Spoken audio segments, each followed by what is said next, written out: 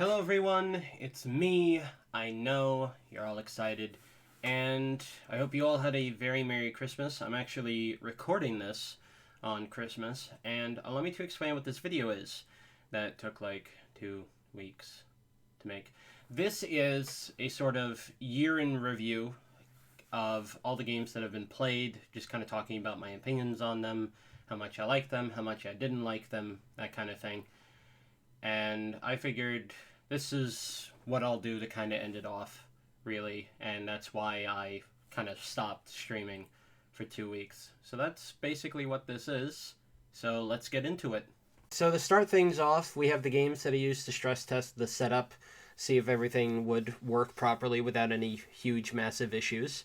And for higher end games, like Halo Infinite, for example, I used Halo Infinite since it was the easiest one I had access to at the time. And when it comes to actually playing in Halo Infinite, I started, I think, in December 2021, off the top of my head. And I think we actually just stopped playing it practically after the stream, and I think we had even talked about it too. Um, when it comes to the multiplayer, which, mind you, is literally 10 months ago at this point, I didn't like how the gun spawns would be random every single time you entered the map. So maybe the first time you go in, okay, gun A is going to be here, and then the second time it's going to be gun B in the spot where gun A was in. I got like really salty about it, especially because the challenges are like, oh, you gotta get kills with gun A, not gun B, but gun A. And yeah, it's probably gotten better since then, since, it's been 10 months, and I will probably be asked to play the Halo campaign, since here's a fun fact for you, I haven't done any of them. So there you go. I know people are going to ask me to do that now. Probably. I don't know. So to test indie titles, stress test indie titles, I played Gunfire Reborn, which I had played a good bit of prior, similar to Halo Infinite. But let me explain what this game is, just so people understand. So imagine if Doom and Borderlands had a baby, and that baby had a baby with Hades, the roguelike Hades. And I only state Hades because it's more known and it has a dash, and there you go. That's what Gunfire Reborn is. And it's just a fast-paced game, even though I kind of take it slow. Like, you can finish runs in like less than half an hour for the most part. And I've actually done it, but I generally just chill with it. And honestly, I should probably stream it more. I know that they released a DLC which added new characters, which I did show on a stream. And they also added some new weapons with that, which was nice. But they did add some just free updates after the fact as well. And honestly, in general, I really should play it more. I'll probably do some solo runs just in case it's a feeling of I don't know what to do, I don't want to start anything big. Gunfire Reborn. There you go. So the next thing to get stress tested was consoles, but there are some massive quotations on consoles because, well, it was just basically Super Mario World the whole stream, and the PS2 startup for like 15 seconds. That counts, right? Um, I watched a bit of it, and from what little I could tell, I was salty about the power going out. It was a very short stream, like 15 minutes at most. Um, so yeah, anyway, I'm just going to talk about Super Mario World. I have played the GPA port. I have never finished it. I do think the game is fun. I really should finish it one of these days. Don't know what version. Maybe I'll properly finish the GBA. Maybe I'll use my Super Nintendo Mini and finish it on there. Maybe, I'll just finish it on the Switch Online. Who knows? But it's a game that I really should properly finish one of these days. Okay, so before I start with talking about Moon, I need to explain two things. One, this game is extremely, extremely weird. And two, a bit of an interesting story for the time frame of when this got properly released, like globally. So Toby Fox, you know him, the guy from Undertale and Deltarune fame, that guy. So he actually did tweets that released about a week or so, maybe even the day before the game being announced that it was coming globally with English translations. And, he was talking about, oh, yeah, this game is great. It's fantastic. I used it for Undertale and Deltarune type stuff. And it's just, when you play it, you kind of understand it because, well, it's got some similar feelings to it, but allow me to explain this game in a statement. What if you were transported into the world of an old JRPG and saw what really happened on those memorable events? How would you react?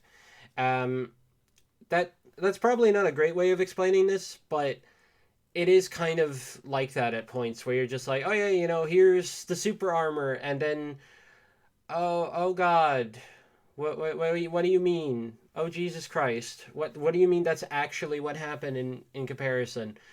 So that's just how the game is. It uses something called the love system, which kind of is akin to the level system from Undertale, if where it's just like an LV and stuff, but not at all like that. I don't know why I explained it, but essentially, the more you're loved, the more you interact with the world, the more you have the ability to kind of go about the place. You have more stamina, essentially. And it's a very good example. Moon is a very good example of, yeah, you will look at a guide and don't worry about it. Like, seriously, Jesus Christ, this game is extremely, extremely difficult to just play naturally. And what's really interesting about this game is how the devs kind of went after the fact. Some went to skip LTD, aka the developers of Chibi Robo. Some came to Vanpool, who did the Tingle games on the DS. Yes, there are Tingle, like Zelda's Tingle, that guy games on the DS.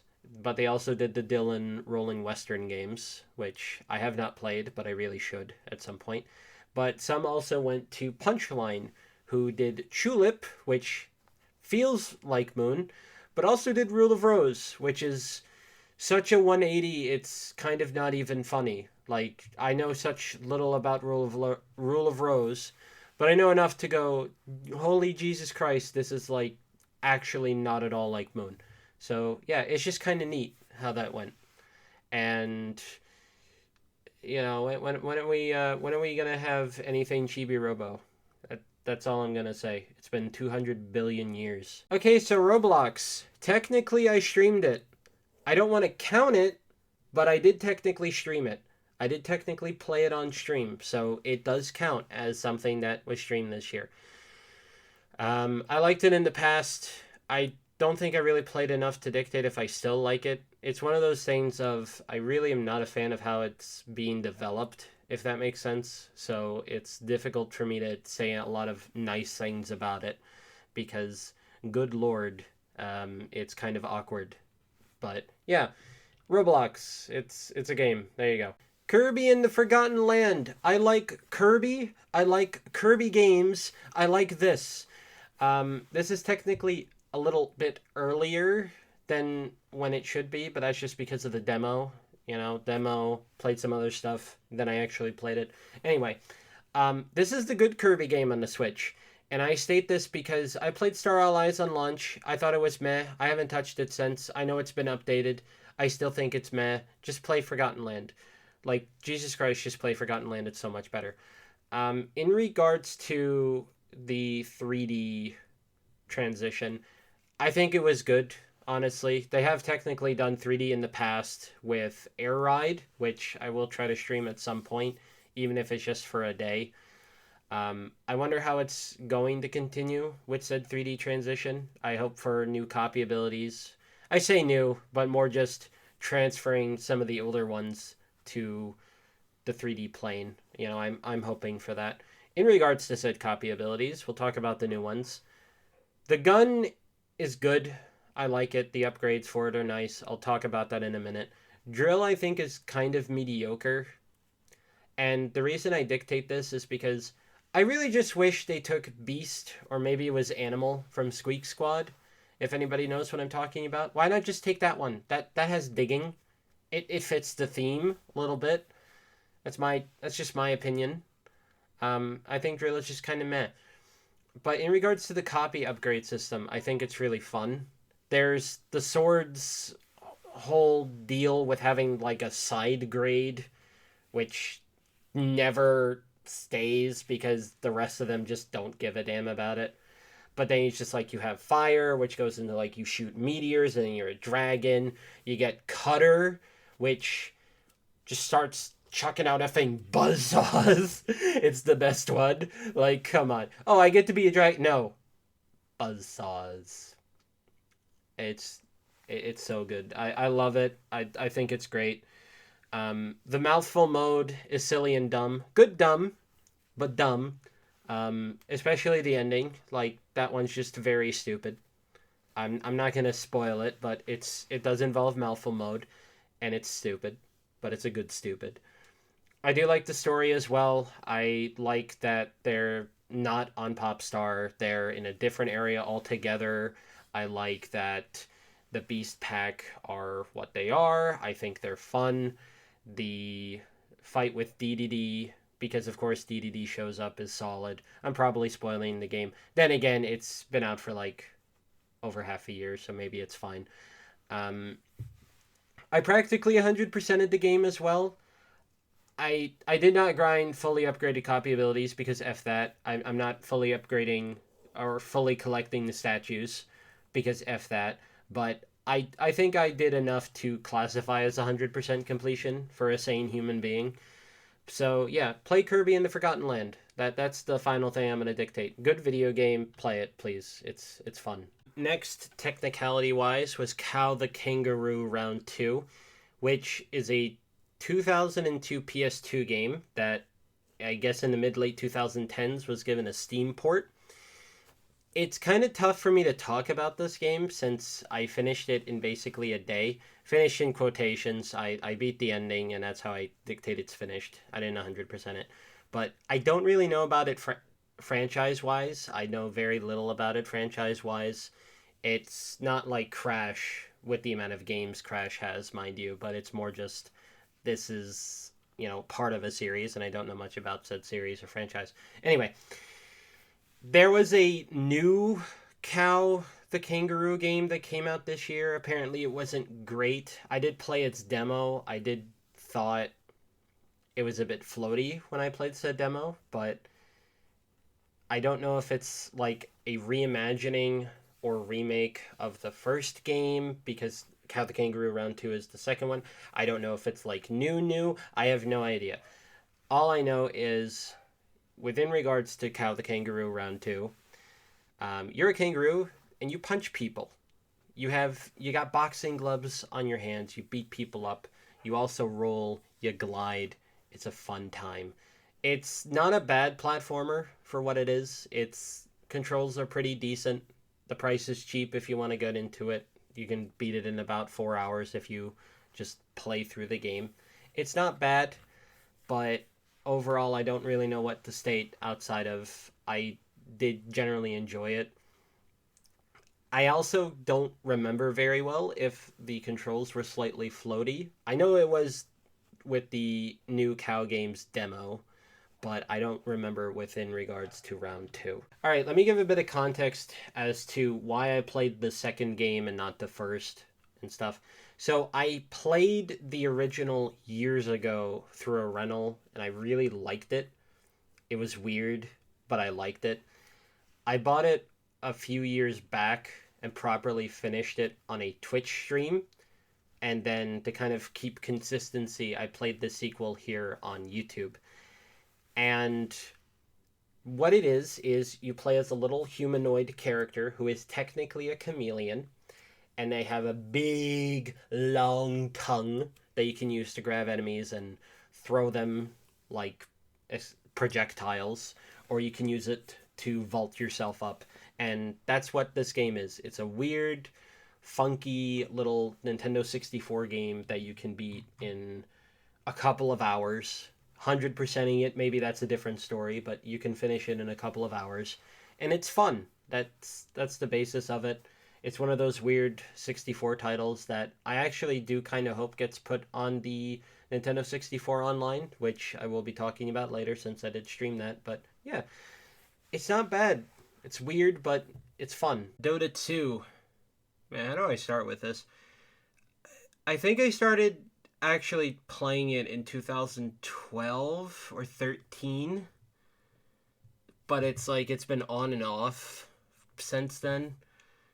It's one of my favorite PvP games, even though it can be a train wreck at times, just simply because you get one bad player, or if you play terribly or something like that, it can be a mess.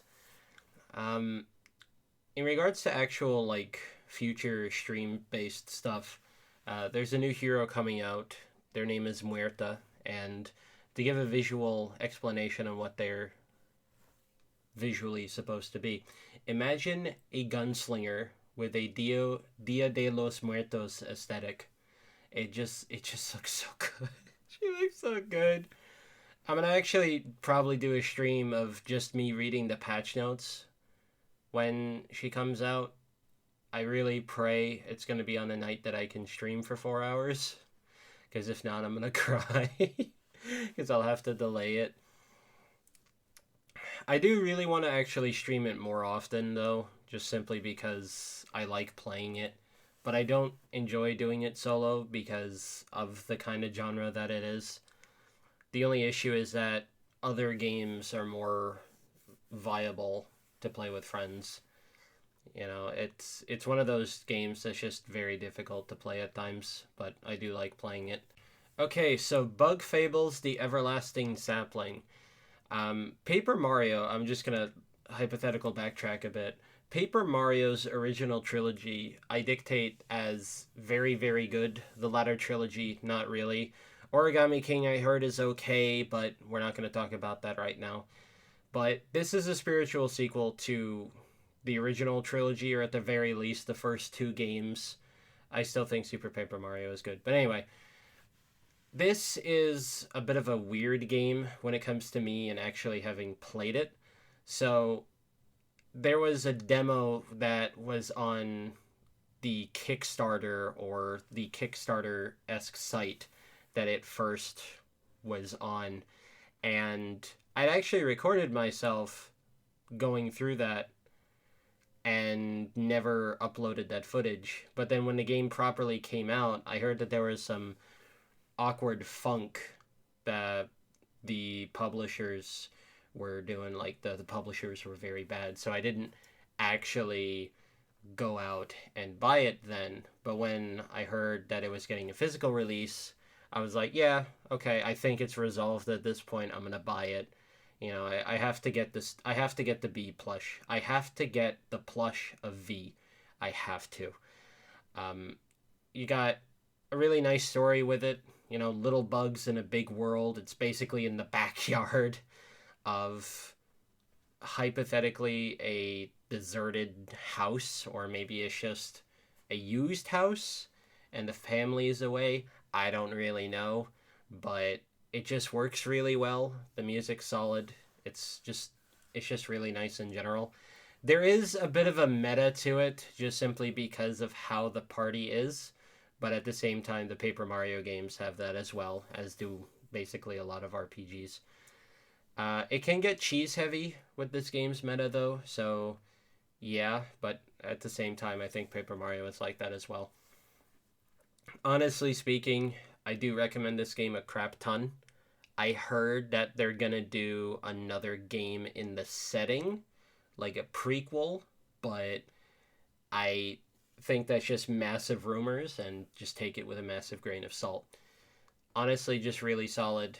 I wished I played it sooner. I do wish I played it sooner. Alright, so going back into super old game territory, Final Fantasy Mystic Quest, a game on the Super Nintendo that feels essentially akin to a baby's first RPG esque game. And I'm gonna just say this. I read it in old Nintendo Power magazines. I like saw the game and this and everything else. And because of how I am, I liked it. But also, I saw the first boss. Yeah, and the first boss of the game is a flaming T Rex, or it's like a skeletal flaming T-Rex. Like, come on. I was 10, maybe even 5 when I was reading those.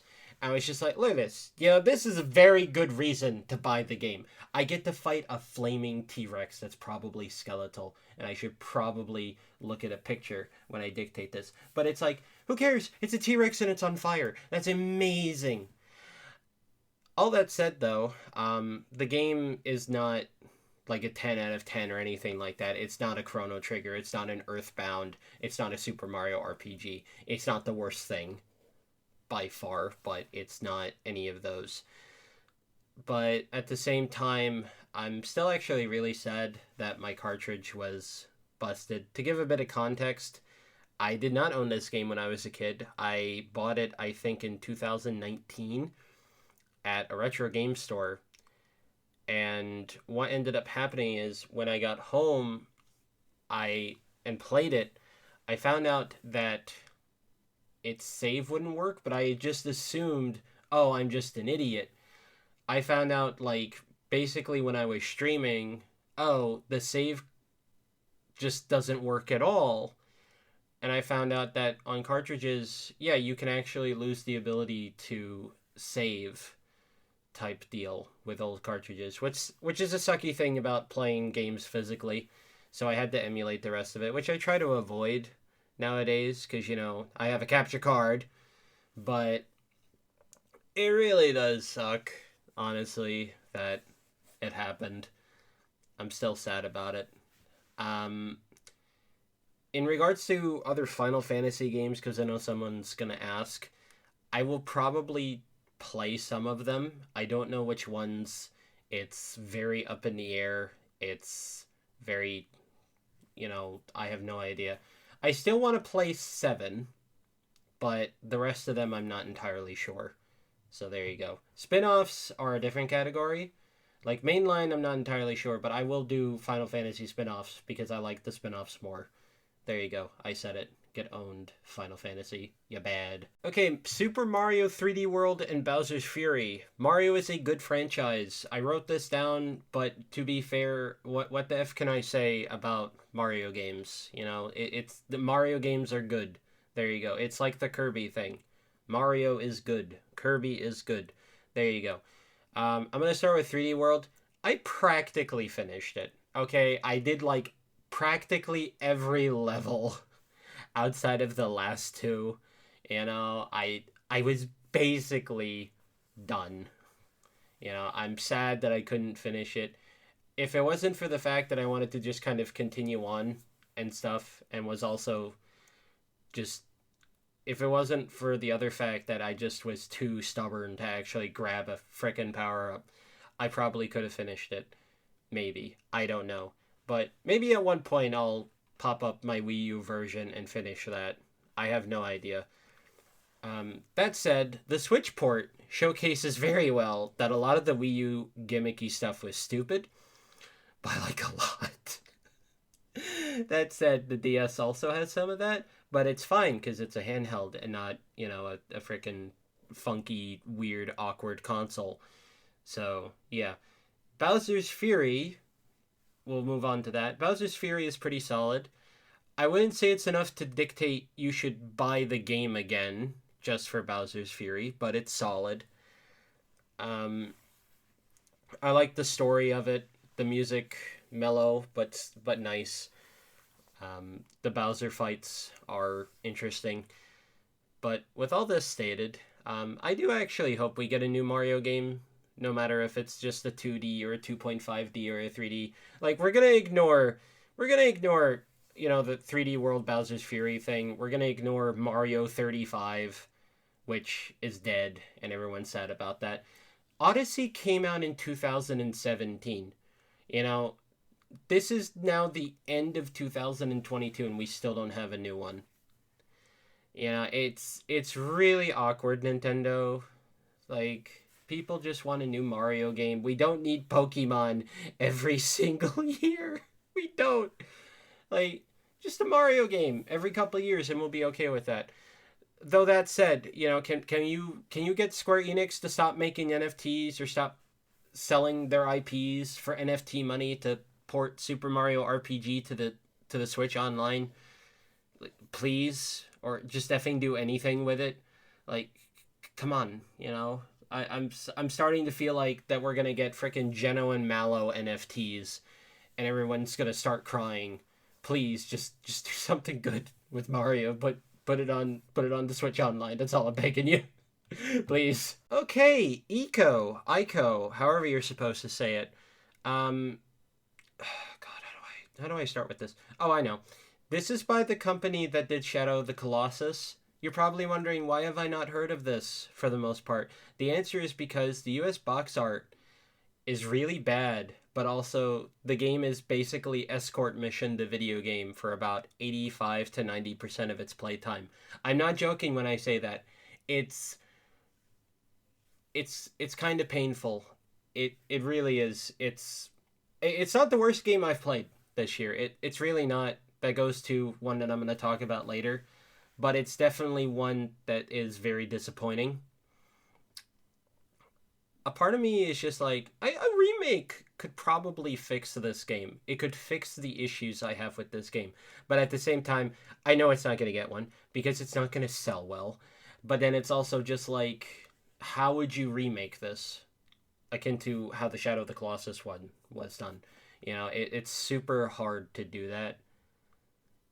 It really would. It wouldn't even feel the same. It would just feel completely different. That said, I really should play Shadow of the Colossus soon at some point because that's a good game and I've heard good stuff about it. There's a lot of PlayStation stuff that I need to play. Okay, so The Legend of Zelda Twilight Princess. God, I don't know how to start with this, honestly, because there's so much to really dictate. This is one of those Zelda games that I had, skipped. And not for any big reason. I think it's just because I never bought it. But it's so difficult to talk about this game just simply because there's so many things that you really have to talk about. So I think I'll just start with the art style. Um, Here's the thing. I wrote down on my little spiel here that it's edgy in aggressive quotations, and I know it's the wrong word, okay? It's not edgy Zelda. But at the same time, when you look at this art style and compare it to the rest of the series, it's so vastly different. Like, you look at any single enemy model, and it's just a whole different thing altogether. Like, I think the most extreme one is Armos, because it's like, man, it's such a different thing. There's also the guys that you have to, like, rip the helmet off the front of their like face that in order to like do damage to them kind of thing, and it's like that's a different thing altogether. It's obscene how drastically different the art style is for this in comparison to the rest of the Zelda games. Like if you were to take say Tears of the Kingdom Link and compare it to Twilight Princess Link, you would probably think Twilight Princess came out after the fact even though it didn't. Like it's that much of a difference to me, or at least in my opinion. The story is good. I like how kind of messed up it is, how it's dark and morbid, which to be fair, yeah, Zelda can actually be incredibly morbid. Let's take Wind Waker for example, which is a complete 180 in art style. The entire world was flooded because the hero didn't really show up. Like my god, you know? It's the gods were just like, hey, so F all y'all, we're just gonna flood you and you're all gonna die, basically. That's Wind Waker. It's like there's so many like dark aspects in the Zelda games, it's not even funny. Um, with that said, let me actually talk about the actual game play. I'm still not a really big fan of the early game. It just feels really slow. It's like it can take you, I think, over an hour, maybe 2 hours to get to the first dungeon type thing. And there's arguments that can be made about if it's actually the first one or not, because you have sort of another one kind of up to that point.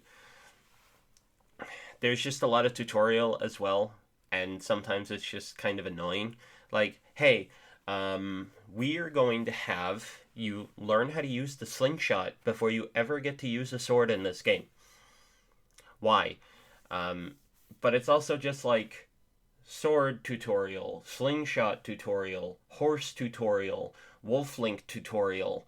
I think one or two other tutorials, and then you actually get to like do the first dungeon, and it's such kind of whiplash from something like say Ocarina of Time, or and I think actually that's probably the only one because Majora's Mask takes a bit of time to get to the actual game. I've played enough to know that, and then Wind Waker is kind of the same thing. You have a good bit of tutorial-y stuff before you do proper dungeoning and things, but it even has the kind of Breath of the Wild system where it's like a lot of tutorial, but the tutorials are important, but then it gets some more decent pacing.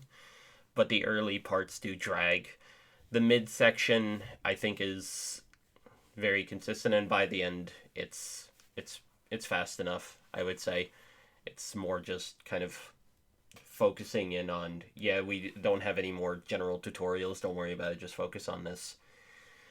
Um, in regards to the stickers, because I played the Wii U high definition, I'm sad that they don't do anything because I got them all. Especially because I got them all. I'm sad that they don't do anything except just sit there and do nothing. It's one of those shames about the Wii U kind of shutting down, especially when you realize and remember that it's shutting down in a couple of months. It's sad. The Wolf Link form I think is fun, little weird. Talking about the respective dungeon that was added for the Wii U version, I find it kind of annoying, but that's just simply because there are exceptions to the insta-giving mechanic that the Wolf Link form has, and it makes me upset and salty, and it's very stupid to dictate that. But yeah. In regards to items, they're more or less about the same. I did generally talk about my overall opinions on the last stream I did of the game, mind you, so I'm kind of rehashing from what I said there. The boomerang just kind of having a spirit in it, like a wind fairy or something like that, just doesn't make any goddamn sense. And they just never go with it, and it upsets me. The bow is the bow, but I do like the fact that you can like hook it up with bombs, and I think that's fun. The different bomb types are they're not bad, but realistically, I wish it was more of an upgrade system because it's like you have normal bombs, okay. You have the water bombs. That just feels like an upgrade, but it's not. It's a side grade in quotations. And then you have the spider bombs. I'm saying it wrong. I know they're. I'm pretty sure they're not called the spider bombs, but they're basically spider bombs, and that's basically like your weird bomb, like the choo choo, like the bomb chews, not the choo chews, the bomb chews from Ocarina of Time. The claw shot is weird, but it's fun. It's got a really fun visual to it. I think the fact that you get two is kind of odd, to be honest. The oh god, what was the next one? The minion rod, I think, was next. The minion rod just feels slightly disappointing. Oh god, it wasn't even the Dominion Rod, I don't think. Oh god, there's the order feels weird. That was the one thing I did complain about. I thought the order was kind of weird for things, but then there was the spinner, and the spinner is just kind of obscenely disappointing. I talked about it, but it's like you have a spinner, which is basically just a top. You can't do any like charging with it. You just slow to a crawl even when you're going down a slope, and it's like super awkward, especially because the dungeon gives it this big f off room. That's probably like the most fun you're gonna have with it, and then it's just gone. God, I'm looking at the time for this, and it's obscene how long it is in comparison to everything else. My God. All right. Dominion Rod, I kind of talked about. The ball and chain is fun because it's just hey, just use a giant f off ball and chain to smash your enemies to death with, and that's fun. The dungeons I thought were really interesting. Overall, it's just a solid game, and I really need to move on with the other stuff on this. Um, I am going to dictate. I don't know if it's a top 5 for me. I know just because of all the spiel I said, I can't believe he's not dictating it as a top 5. I'm very weird. Probably top 10. And I'm only dictating this because, yeah, I played this the most recently. But it's also like, there's a lot of Zelda games. And maybe I have obscenely stupid taste, you know? Last thing though, I can't wait for Tears of the Kingdom. I will be streaming that. And let's actually move on now, since this has taken over 8 minutes of me talking about this game. Okay, so Minecraft, but it's muted, and I'm playing hardcore. What wacky shenanigan? Okay, I'm done with that. I'm sorry. It was fun, albeit really weird. But let me kind of explain what it was, in case you didn't watch it. So there was no sound in the game. There was no sound on my computer at all. You couldn't hear anything. I couldn't hear anything. It was essentially a podcast where you could hear the clacking of keys, and that was more or less what it was. I had 3 worlds as my chances, and it's just simply because I'm bad at the game. Oh god, I'm bad at the game. And I had to defeat the Ender Dragon and explore the deep dark in one world in order to win. What's really depressing about this, and I'm still sad about it, and mad and sad, masad, samad, however you want to dictate that. It's like the first world, it's like, oh yeah, you lose because you drowned yourself like an idiot. And then the second world, it's like, all right, you're going to stand in the middle of another fortress to the open world, and you're going to be in your inventory throwing out seeds. And then we're going to have a wither skeleton yeet you into yesterday so you can understand why you're an idiot all over again. It hurts to remember that. It really does. In regards to actual just Minecraft by itself, I do like it. I played it a lot in the past. I don't really play it all that much nowadays. I'm busy. There's too many games, things like that. I will probably do normal in quotations, normal Minecraft in 2023, but that really depends on what the update's actually going to be. Like, I know there's a sniffer. I know there's hypotheticals about archaeology and things like that, but I'll believe it when I see it. And there you go. Minecraft, good. Playing more of it, I don't know yet, but we'll see. I gotta give some context for Don't Starve Together, just because I am like this. I am like this. I'm sorry. So this is the multiplayer rendition in a separate client of something called Don't Starve, which is a single player, I guess, roguelike. I don't know if that's the right wording for it, but it's a single player roguelike where you have to not die, basically. And it's basically Minecraft but hard, if that makes any sense. Because it's not, oh, you die, you get the respawn over here. No, it's not like that. You die, you die. Your world is gone, you don't get to play it anymore. You get to start from square one, and run. Square run and square one. All over again. It's painful, and it's actually kind of why I don't like it as much as Minecraft. Terraria is slightly similar to this as well, but at least you can cheese it a bit. But it's difficult to enjoy games with that hard reset type feeling. You play a lot of roguelikes, and the concept of that word doesn't even make sense anymore. All you need to understand is it's hard for me to like Don't Starve in the same way I like Minecraft. But in regards to actually streaming it again, I don't know if we'll do it again. It's more just an issue of getting people together and getting them to want to do Don't Starve than something like, say, Gunfire Reborn or Dota 2 or Splatoon 3, which I will be talking about a bit later. But it's one of those things that it's like, I'm good with not playing it.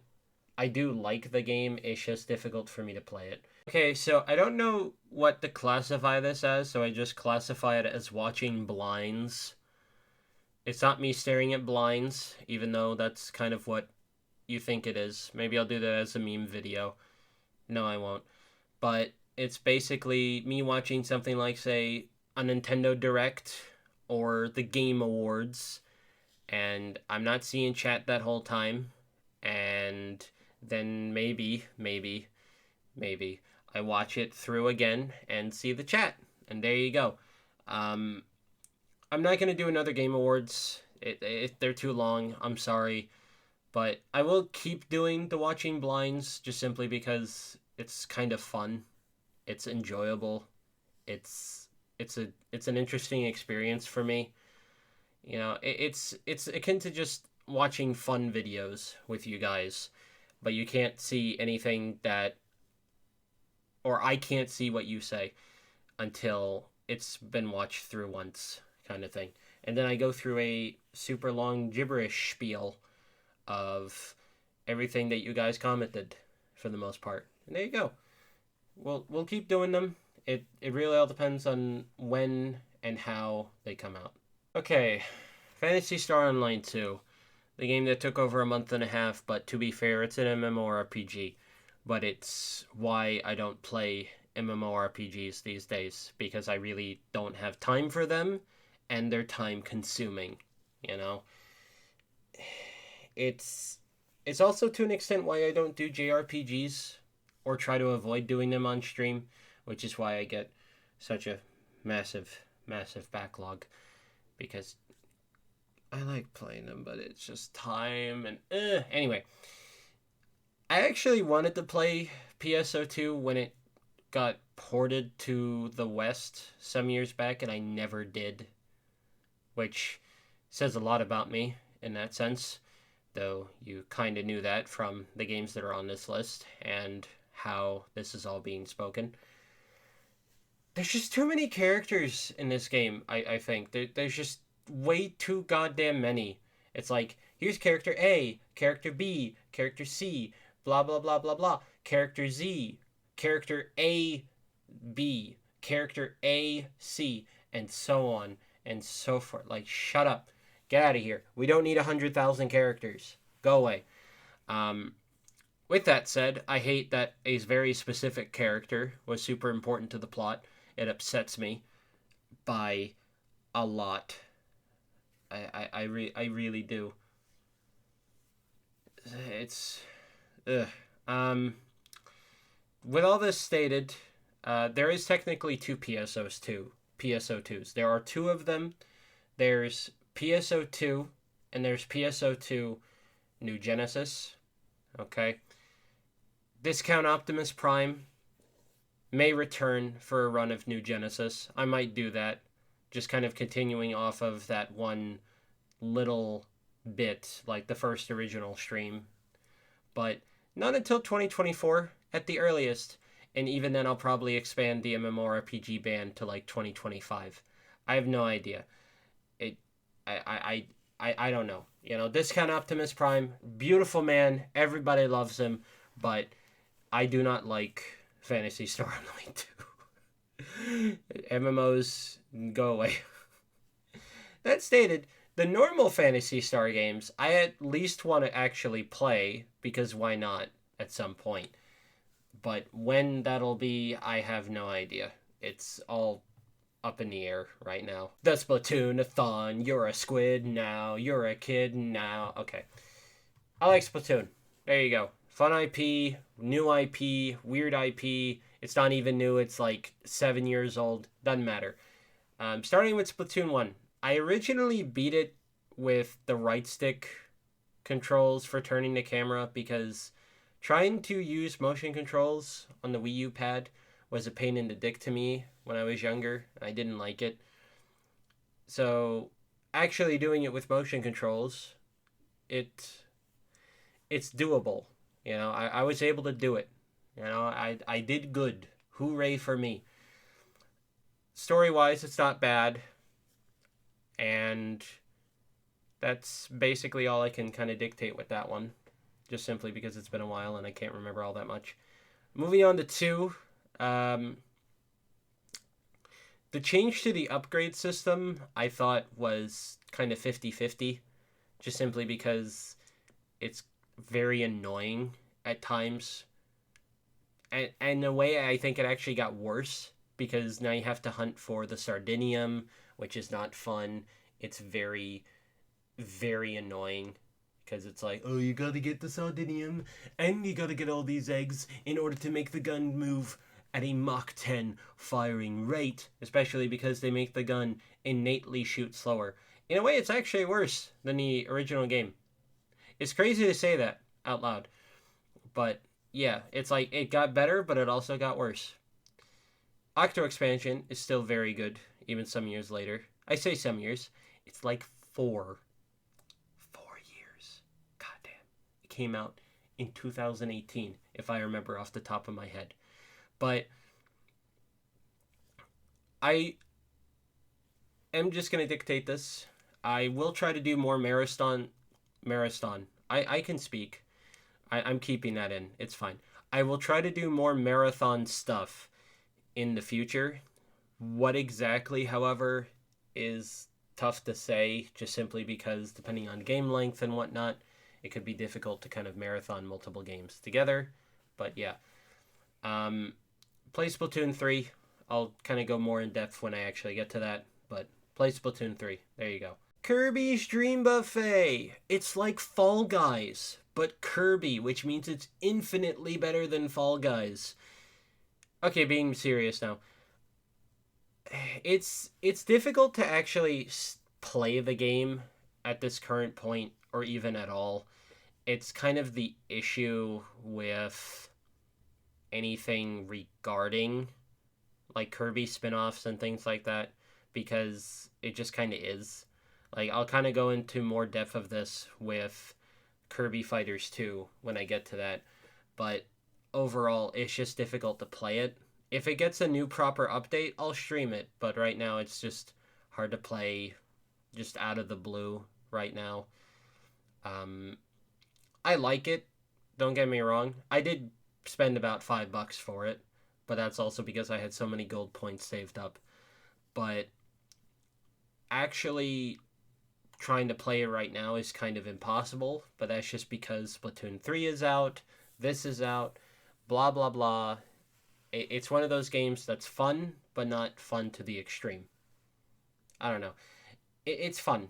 If it had a demo, I would say play the demo and see if you like it, but also remember it's almost impossible to get other people to play right now. So, yeah, one of those just awkward games that get released nowadays. Fun game, but ouch. Okay, Splatoon 3 multiplayer, because technically I played that first because of the pre-launch Splatfest. So with that said, I like Splatoon. I'm not going through the rest of that spiel again. Maybe I should, but I'm not. Don't worry about it. The new weapons and kits are fun. I like them, even though I suck. I wish the maps were better with more branching paths and the like. There's a lot of parts of maps where you're just like, there could be a thing here, but there's just not, and it's annoying. That's just in regards to just normal Splatoon multiplayer, I guess. Salmon Run. Salmon Run updates were overall good, you know? Big Shot, it's annoying, but, you know, that's just kind of how it is with bosses that are only on the edges. The other bosses that are added were fun. I still hope the Flyfish gets nerfed a bit more, because having the Splat Bombs bounce out of the missile containers is AIDS. Change it. Please, I beg you, just make it instant or make them sticky. Like, please. It's so awful. It really is. Oh, man. Okay. The card game. The card game, I haven't really done much of. Like, most of me playing it has basically just been, like, on stream. I will state, however, they actually have added new cards because of the new weapons and things like that, which I actually think is a really nice detail because it is. You know, it's just like, oh yeah, here's a new weapon, but also here's a new card for said weapon. It's fun. It's nice that they did that. I still play every day, generally to just get like the daily win condition, but also because I do like playing it. It's fun. It's mellow. I just wish I had friends to play it with. because even though I have a friend that has it, apparently the servers don't like him at all, and he won't play the game, and it makes me sad. I wish I had friends to play it with, but generally I just kind of don't. Life is pain. Splatoon 3 single player. I like Splatoon. I'm done saying that, don't worry. The upgrade system I'm going to start off with first. It's such a massive improvement over the prior games. It's like, oh, you only need Sardinium, but it's also like upgrade points instead of having to get the eggs. It's so much better. It's so much better because of that. You know, it's consistent, it's clean, it's good. The levels are fun, but I'm actually sad that the Zipcaster doesn't work the way it does in the multiplayer, because in the single player it's like, oh yeah, you just kind of sling all over the place. And then you get to try it in the multiplayer and you're just like, wow, I don't like it. There you go. The story is fun, the story is great, the music is solid. You know, it's a lot of statements. I didn't actually state about the music for the Splatoon 3 multiplayer. It's fine because Splatoon music has always been good to me. You know, it's just fun to listen to it. It's solid. Boom. There you go. Splatoon 3 is a fun video game. Please play Splatoon. I'm not saying that line again. Don't worry about it. Okay, Grabbed by the Ghoulies. The nicest way I can start this off is by stating oof. But let me kind of explain. 2003, when this game came out, we had games like Call of Duty, Ratchet and Clank Going Commando, Jak 2, Max Payne 2, The Fall of Max Payne. What other shooters are on this list that I can use for my argument? I can't find any more. It doesn't matter. Let me explain it like this. At this point in 2003, as of 2003 dictated that the left control stick is to move the player character, the right stick is to move the camera, the triggers are to do attacks, shooting, whatever. This game, the left control stick is to move. You turn the camera with the triggers, and the right stick is to attack. I don't know who decided that was a good idea. All I know is that it was a stupid idea. It's really bad. Continuing on from that, it's really hard to state that a lot of good is in this game. The only good part overall, I would say, is music, which it's Grant Kirkhope. Of course, it's going to be good, but it's really hard to say that the rest of the game is solid. Trying to 100% this, from what little I know of, is the worst sounding ordeal I think I have ever heard of. It really is. I'll explain what little I know. You have to get the highest medal available in every single minigame. There is 20. And you have to find all the books to get all the minigames unlocked, which then unlocks play through the game again, but you have 10 health a room. I'm not joking. You also don't get any power-up stuff from what else I remember from reading. And it's like, I cannot fathom who would want to do that. Just play through the entire game again on penultimate hard mode, middle finger edition. No. There you go. That's all I'm going to dictate with this. Grabbed by the Ghoulies. It's not a good game. It's probably not the worst game they've made, but it's definitely up there. Maybe it is the number one. I don't know. We're moving on. Okay, the No More Heroes Marathon. It was actually really fun to do this. Each of them are drastically different feelings to each other by like a mile. I'm going to start off with Travis Strikes Again really quick because you cannot compare it to the other three games. It's not fair in the slightest because they're very different genres. Outside of the one boss, which I loathe and despise, it was a fun little hacky slashy game. The gimmicks were fun. Some of the enemies actually were complete and utter aids, which I don't know how to make them feel fair. Whoever designed them was a bully, and there you go. But all in all, just relatively decent. Fun game. I get why a lot of people didn't buy it though, but that's just how it is sometimes. Going on to the actual No More Hero games, one I would say was probably the best in general, or at least it was just generally consistent. Best aspect wise was the bosses, because outside of the one magician cocksucker that I loathe and despise, there wasn't anything super aggravating or super stupid. I didn't like the open world all that much. Slightly annoying, honestly. I would probably just say that it was a bit unnecessary at points. The mini games and like challenges are kind of a mixed bag,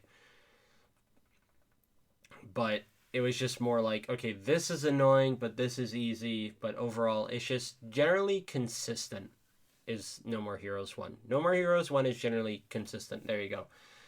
2 was basically just play the game. Here you go. You know, just go to A, go to B, go to C, go to D. There you go. And it's like, it's so nice to have that. It's so good for games to do that. It's like, no, you don't have to do fluffy blog. Just play the game. Okay? It's nice that it's in there. The bosses can be extremely annoying sometimes, and the training feels worse, but it's just because the mini games got hard by a lot, and it's not fun. But then we go to 3.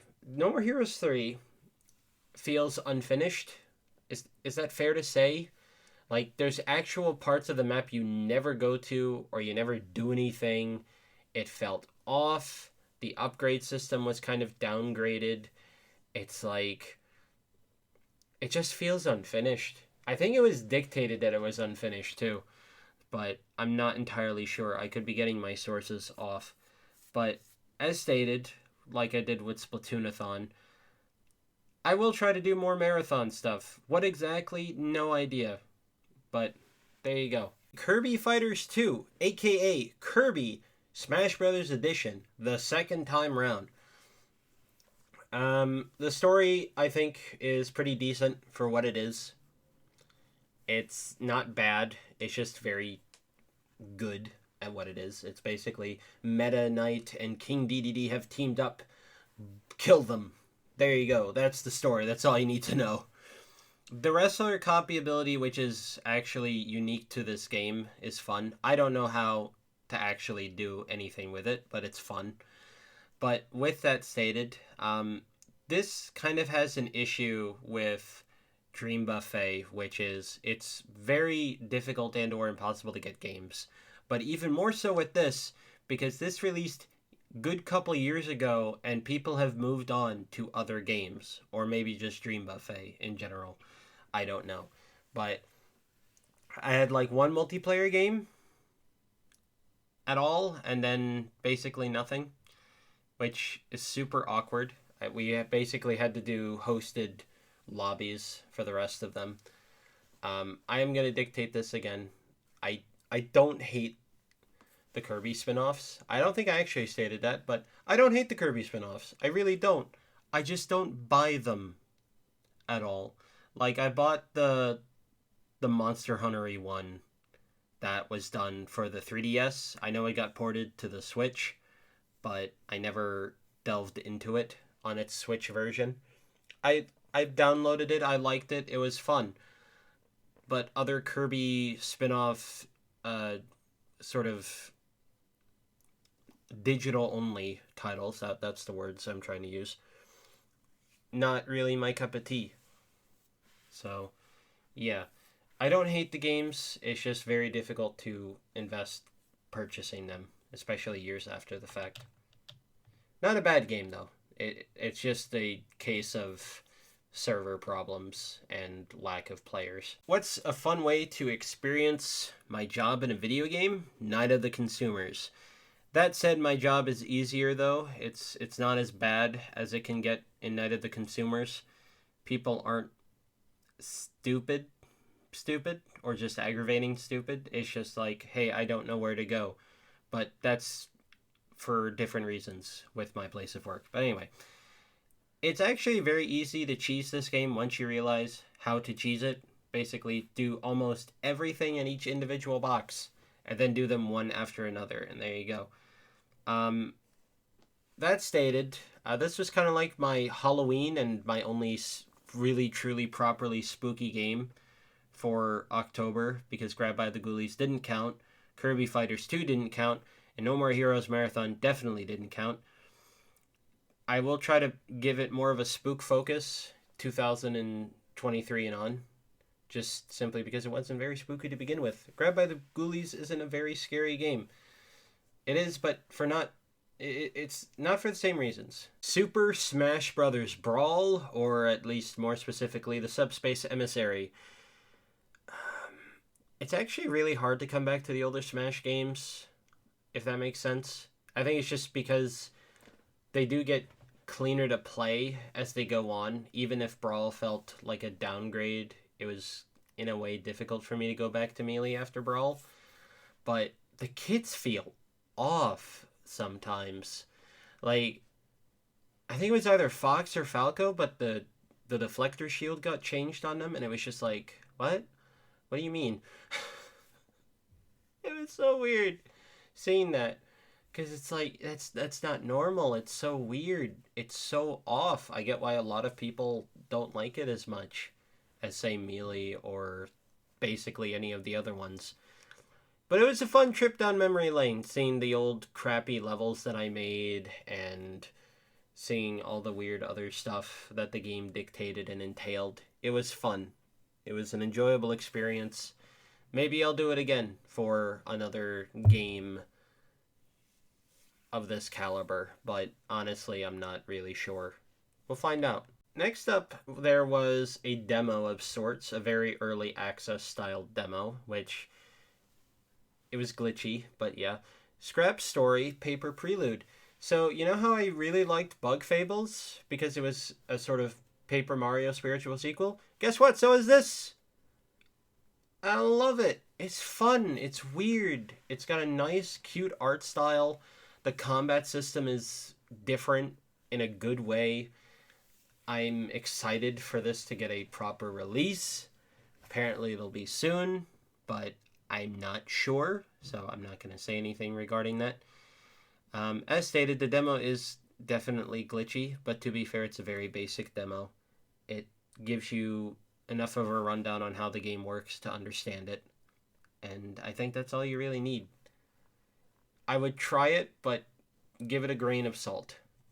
Just a little, give it a bit of a grain of salt, because it is glitchy. Glitchy demo, but a fun demo. Wow, he spent money for icon pieces because he has no control. Look, I'll play GoldenEye when it comes out for the Switch Online. Whenever that happens. Also, some of the other games. This was the 64 Online. I really didn't see much value in getting it originally because I actually have most of the 64 titles available physically. Have them. So just seeing them on there is just like, eh. It has gotten better. There's more games. Like most of the games coming out in 2023, I don't have physically, and they're super expensive to get physically, so I will use them. I am going to play stuff on it to make sure I don't actually waste the money that I have, but I'm not sure what. Simple as that. As stated, I have most of these physically, so it's difficult to want to invest into it all that much. Kenshi. I have not played this in about a decade, so I was very rusty.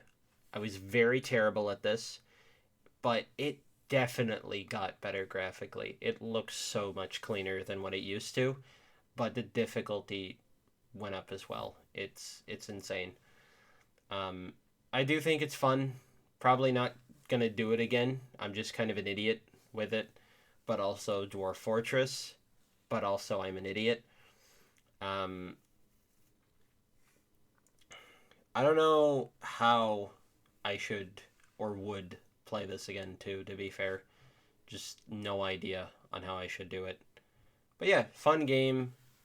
I'm happy that it released with some general love and affection by fans. I'm happy for the dev that it was good. I just wish I didn't suck at it. Hypnospace Outlaw. You take the hot butter, mix it with the ice cream. Yeah, heat and sip delicious. I'm sorry. So, I have seen someone play this prior to me streaming it, so I knew what to do. Not like literally right before I started streaming it, but some years back I saw them play through it. That said, it's a fun concept. The story's really solid, dark but solid. Um, I found out during the stream that there was going to be like a sequel and a sequely spin-off thingy, and I'm excited for them. I really am. I'm probably going to delve into them when they come out, if and when they come out. But yeah, I don't know how else to explain this game outside of it's like you're doing weird mind-based Facebook or MySpace type stuff. It's a weird game. Yeah, it's trying to explain it is weird, but it's fun. Weird and fun. Try it. I think there's a demo out. If there is, play it. See if you like it. We're going to move on because I don't know how to explain this game outside of it's weird. Vampire Survivors. I have actually barely played since I streamed it, but it's just because I'm busy in general. And also this video has been a mess to make, but we're going to not talk about that. Ignore what I just said. This game is very much worth the money. It's like $5 or not even $5. It's got DLC that's even more worth it. You will get your money's worth out of this game, and I really should stream more of it, but I don't know if I will. It's just a fun game. Just play it. It's good. There's some fun progression to it. There's all this wacky stuff you can do. Play it. It's fun. Brotato. Similar to Vampire Survivors, I haven't really played it since the stream, but as stated, I'm just busy in general. It's harder than Vampire Survivors. It's also a different feeling, even though the base is the same. Some characters, just simply because of RNG, but also I'm bad, some characters feel really hard to actually win runs with. It's insane. Like, here's a character that can only use weapon type A really well and the rest they suck at, or this character is basically a pacifist. That one is almost impossible for me. I think I actually beat a run with it, but I'm also probably lying to myself. It's very hard. RNG can be a bastard with this game. Like, by a lot. So I'm just gonna start this off by stating I did, honest to God, forget that it was part of the expansion pack for the Switch Online. But can you blame me? It's such a weird concept and thing to begin with. Like, hey, it's the Nintendo expansion pack. Also, here's the competition. You can play with the competition on here. That doesn't make any sense. I was never really a Genesis kid. Yeah, we have a Genesis. We had a Genesis when I was growing up, but we really didn't have much for it. But it was fun to delve into this, just kind of see the games. There's a lot of really weird and interesting stuff on the Genesis. The only problem is like half of the selection I actually have on Steam. So I already technically own it, so actually renting through the Switch Online is really awkward. But I will try to play some of them during the year to get, use out of the fact that I have the stupid expansion pack. But as stated, God only knows what's going to happen with 2023. I have no idea. Still a solid selection, and it's worth the money for the most part, but it's still just odd. Alright, so viewing the Wii U shop. Just a weird but fun stream because I was just having to stall for time type deal because of scheduling, but I am going to do a quote-unquote round 2 of this around the time it closes for good, just to explore and maybe buy another item. It's one of those things that it's really depressing. There's a lot of stuff on there, but the whole ordeal is just kind of sad and depressing to see it in real time. Just like, here's a shop that's just dying and fading away. It's like how Toys R Us kind of disappeared in the United States. But a bit of a fun fact with this stream. So at the beginning, I was going to have the Wii Shop theme play, and it did for me because I had my computer audio muted on my OBS, so you couldn't hear a damn thing. I'm a very professional streamer. Okay, to start off with Epic Battle Fantasy V. The franchise is solid, silly RPGs, and I recommend them. That's all I'm going to dictate with that. We're moving on. The change from the mana system to a cooldown system is good, at least for everybody outside of Lance. I think it's the worst thing with Lance. Hey, you want to use Lance consistently? Go kill yourself. Almost all of his skills have a built-in cooldown, and you're going to complain about it the whole time. That said, Matt and Natalie are basically the same as they were in the prior games. Anna is fun, but she's basically how she was in the prior games. No Legs is very fun. No Legs is just probably the most fun character out of the set. He's just fun to use. I think he beat Anna ever so slightly in terms of who is my favorite, but only slightly. It's one of those things. If it wasn't for time issues, which is kind of an unfair statement because, I have been out for 2 weeks, I would have done more of the side content. I'm actually shocked, though, at how long some of the areas took. But at the same time, I did want to get into Dwarf Fortress. I didn't want to delay it more than I was forced to because I was going through EBF 5. Maybe, and I say this extremely, again, maybe I'll do a bonus stream of this, but I'm stating this as a massive, massive maybe, and I have no idea if I'm even gonna do it. So there you go. That's the fun secret thing of people that actually watch this video all the way through that they get to find out about. Dwarf Fortress. It gives me the middle finger, and I give it the middle finger in turn. I hate this game, and it hates me. This has the Moon RPG issue of you kind of need a guide to some extent to know what to do. Because, yeah, there's a tutorial, but it doesn't really explain much in the long con. It explains just enough for you to understand, but not enough to go, oh yeah, I know what I'm doing. I'm good at the game. No, you're not. No, you're not. Um, I'm just still shocked that this came out in 2006, which is a great year for video games, by the way. Both good, bad, and ugly. Like Sonic 06, which is the obvious one, but also Okami and Twilight Princess. And goddamn, 2006 was good for games. It really was. I thought this came out in the 90s because of the art style. I really did. I really did. God. That said, I am going to return to this game at some point in 2023. I don't know when. Maybe it'll be December again when I return to it. It really all depends on the releases of Pikmin 4 and how Tears goes and so on and so forth. But yeah, I will return to Dwarf Fortress at some point next year. When? I don't know. But I'm going to give it just enough time for me to go, I don't remember what I was doing. The sad thing is I'm actually not lying about that for the most part. Alright, so that's basically all the games. And with all that stated, I am going to be seeing you tomorrow, aka next year, because this is coming out New Year's Eve, and tomorrow is obviously New Year's Day.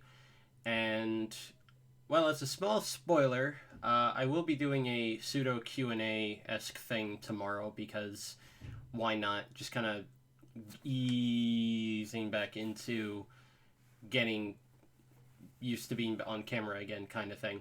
And that's what's gonna be kind of to start it off. So, with all that said, bye!